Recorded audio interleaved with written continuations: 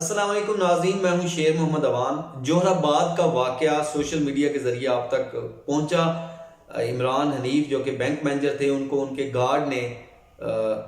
Fire مار دیا اور زخموں کی تاب نہ لاتے ہوئے وہ اس دنیا سے چل بسے۔ اب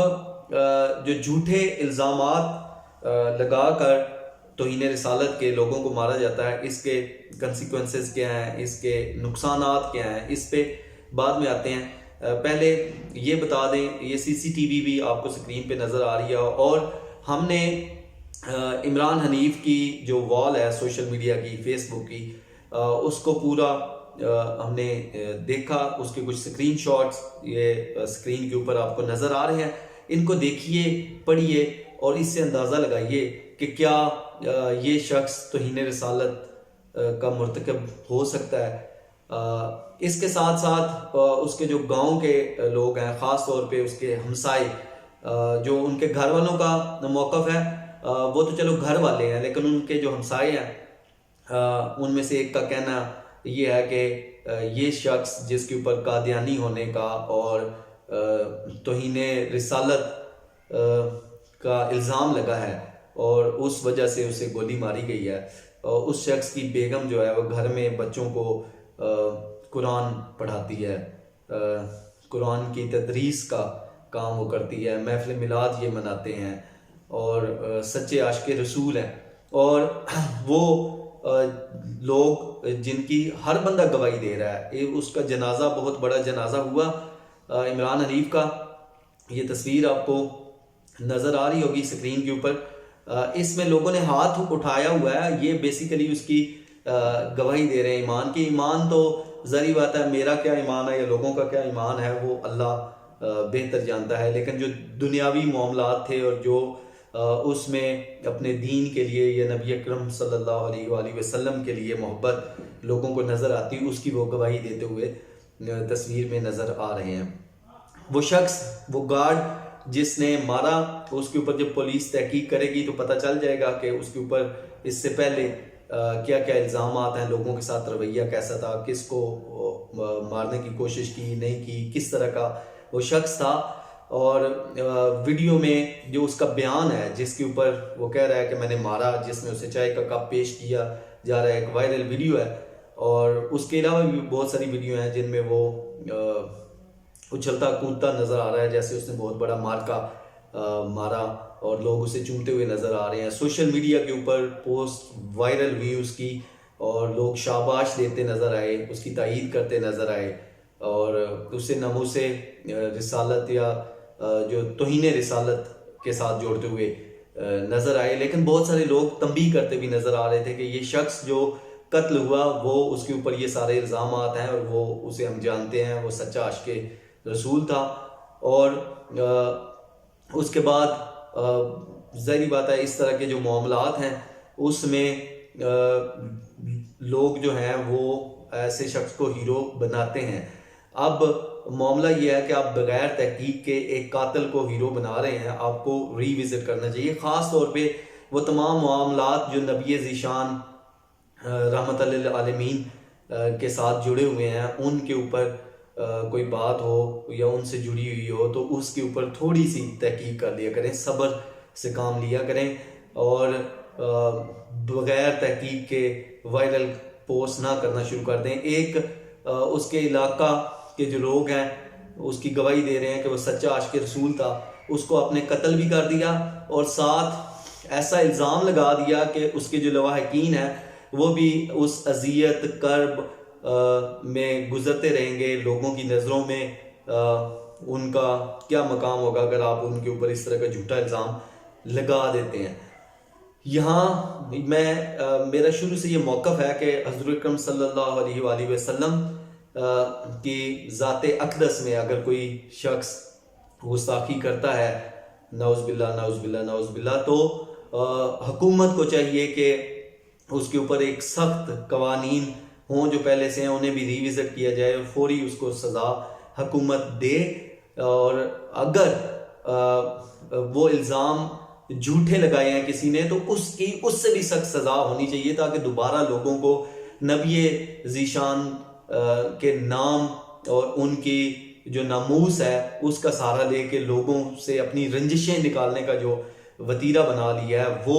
لوگ اس سے باز رہے ہیں، کیونکہ وہ نبی معظم جس کے اوپر کوڑا کسی نے ایک دن نہیں پھینکا تو وہ اس کے گھر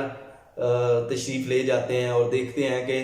یہ وہ عورت جو ان کے اوپر کوڑا پھینکتی تھی وہ بیمار ہے، اس کے گھر کی صفائی کرتے ہیں، اس کے گھر کا پانی بھرتے ہیں، اسے ادویات دیتے ہیں۔ جب طائف میں پتھر لگنے سے خون سے جوتے بھر گئے تو ان کے لیے بھی دعا فرماتے ہوئے ہمیں نظر آتے ہیں کہ یا اللہ یہ مجھے نہیں جانتے، ان کو ہدایت دے۔ تو آپ اس نبی رحمت کے نام پہ لوگوں پہ جھوٹا الزام لگاتے ہیں کہ انہوں نے اس کی توہین کی اور ان کو مار دیتے ہیں۔ اگر ناحق قتل کیا، جس نے ایک انسان کا قتل کیا گویا اس نے پوری انسانیت کا قتل کیا، تو اس کے اوپر سخت پالیسی ہونی چاہیے۔ توہین کرنے والے کے لیے سخت سے سخت سزا ہونی چاہیے، پھر میں کہہ رہا ہوں سخت سے سخت سزا ہونی چاہیے۔ لیکن جس نے کوئی توہین رسالت کا جھوٹا الزام لگایا اس کے اوپر بھی سخت سزا ہونی چاہیے۔ یہ وال جو عمران حنیف کی ہے یہ آپ کے سامنے ہے یہاں، اس کو ذرا دیکھیے گا کہ کیا یہ شخص اس طرح کا کام کر سکتا ہے۔ اس کے محلے والے اس کی گواہی دے رہے ہیں، اس کے جنازے پہ لوگ اس کی گواہی دے رہے ہیں، اور یہ شخص جو گارڈ ہے جس کے رویے کے بارے میں کوئی اچھی اطلاعات ہمارے پاس نہیں ہے، وہ دعویٰ کر رہا ہے جی میں نے یہ کیا۔ جن فروئی مسائل کا وہ ذکر کرتا ہوا نظر آتا ہے ویڈیو میں وہ تو ایک بہت بڑی تعداد ہے، اور ویسے بھی جو عقائد ہیں وہ میرا اور آپ کا معاملہ تو نہیں ہے، وہ آپ کا اور اللہ کا معاملہ ہے، میرا اور اللہ کا معاملہ ہے۔ تو ہم ایک دوسرے کے گردنوں پہ تلوار رکھ کے لوگوں کو یہ نہیں کہہ سکتے کہ آپ یہ عقیدہ رکھیں اور یہ نہ رکھیں۔ دین جو ہے اللہ تعالیٰ کا وہ کھلی کتاب ہے۔ حضور صلی اللہ علیہ وسلم کے بعد جب انبیاء کا سلسلہ بند ہوا، رسولوں کا سلسلہ بند ہوا، تو ان پہ جو نازل ہونے والی کتاب ہے اس سے جو وحی کا سلسلہ ہے وہ بھی بند ہو گیا۔ اس میں ہر چیز ہے، دین مکمل ہو چکا ہے، اور حضور صلی اللہ علیہ وسلم کے جو فرمودات عالی شان ہیں ان میں بھی حضور صلی اللہ علیہ وسلم نے وضاحت فرمائی کون سا ایسا معاملہ ہے جس کا حوالہ یا ذکر یا تفصیل آپ کو قرآن یا حدیث میں نہیں ملتی۔ تو سارے لوگ اپنے طور پہ تحقیق کرتے ہیں، تو لوگوں کے عقائد کے اوپر اس طرح آپ نہ کریں، وہ اللہ کا اور اس کا معاملہ ہے۔ آپ کے جو دوست احباب ہیں اگر آپ میں صبر ہے، تحمل ہے، تو اس کے مطابق انہیں تبلیغ کریں، تعلیم دیں، لیکن ان کے گلے کے اوپر تلوار نہ لٹکائیں۔ مسلمان جو ہیں ان کے لیے مشکلات پیدا نہ کریں، لوگوں کے لیے جو جھوٹے الزامات لگا کے ان کی جانیں نہ لیں۔ اور اس کا نقصان یہ ہوتا ہے کہ ایک آپ نے اگر کسی ایسے شخص کو جو کہ عاشق رسول صلی اللہ علیہ وآلہ وسلم ہے اس کو مار دیا، تو آپ دیکھیں آپ نے کتنا بڑا ظلم کر دیا، اور اس کے جو گھر والے ہیں وہ بھی اس الزام کا جو بوجھ ہے وہ پوری عمر اٹھاتے رہیں گے۔ دوسرا، اگر اس طرح کے لوگوں کو آپ ہیرو بنا دیتے ہیں تو وہ تمام معاملات جن میں کسی شخص نے سچ مچ ایسے فعل پہ کوئی اس طرح کا کام کیا تو وہ بھی اسی عتاب کا شکار ہوگا، اس کے لیے بھی لوگوں کی رائے وہی ہوگی، کیونکہ آپ نے ایک جھوٹے شخص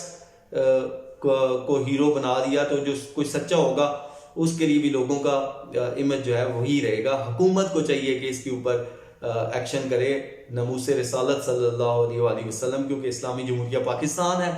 اس میں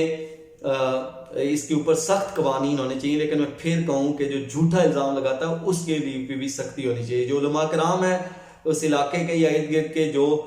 صرف پوسٹ دیکھ کے اور سنی سنائی باتوں پہ اس کے ساتھ کھڑے ہیں یا اسے ہیرو بنانے کی کوشش کر رہے ہیں، ان کو چاہیے کہ زیادہ نہیں تو اس علاقے میں جا کے ان لوگوں سے مل لیں، ان سے پوچھ لیں کہ اصل معاملہ کیا ہے، اور یہ شخص جو ہے اپنی رنجش مٹانے کے لیے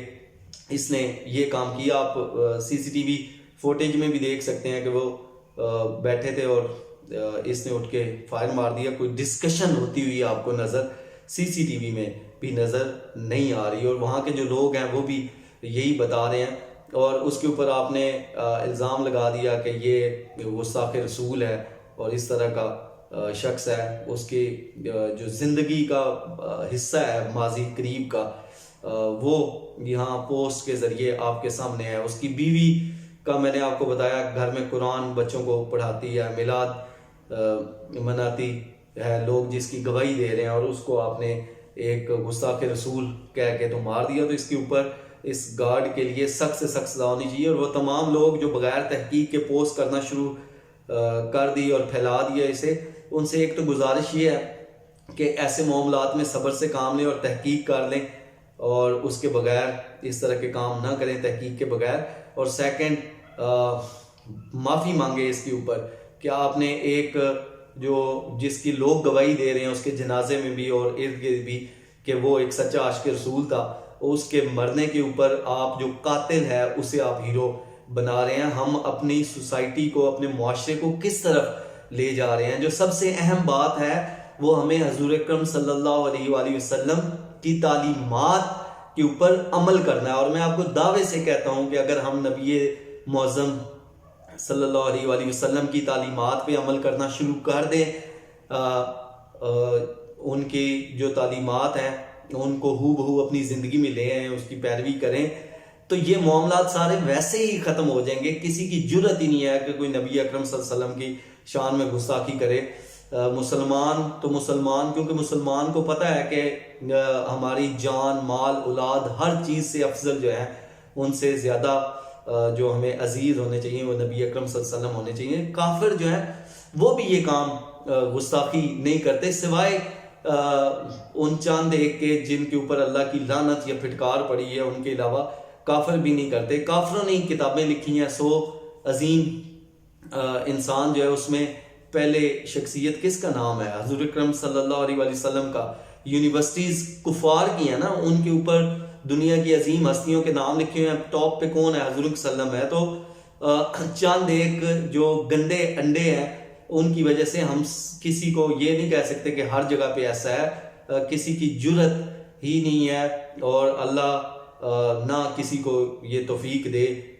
اس طرح کے معاملات کی۔ تو آپ کو چاہیے کہ حضور صلی اللہ علیہ وسلم کی جو ذات اقدس ہے، ان کے جو فرمودات علی شان ہے، حضور صلی اللہ علیہ وسلم کی زندگی ہمارے لیے بہترین نمونہ ہے، اور اس سے ہم سیکھیں، عمل کریں اور اپنی زندگی کو اتنا بہتر کریں ان اصولوں کی روشنی میں، ان فرمودات کی روشنی میں، تاکہ یہ معاملات ختم ہوں، اور اس طرح کے جو لوگ ہیں جو توہین رسالت کا سہارا لے کے اپنی رنج سے مٹاتے ہیں، ان کے لیے ہمیں بالکل بھی کوئی نرم گوشہ نہیں رکھنا چاہیے۔ انشاءاللہ جلد آپ کی خدمت میں حاضر ہوں گے۔